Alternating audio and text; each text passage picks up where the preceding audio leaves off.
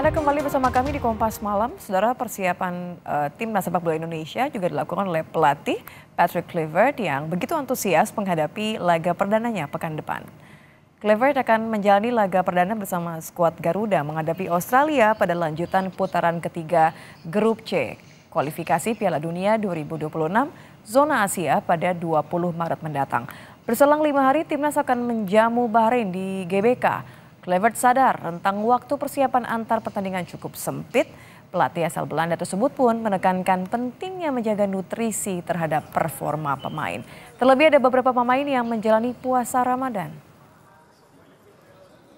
Nutrition perfection of a player, so everything needs to be very well monitored.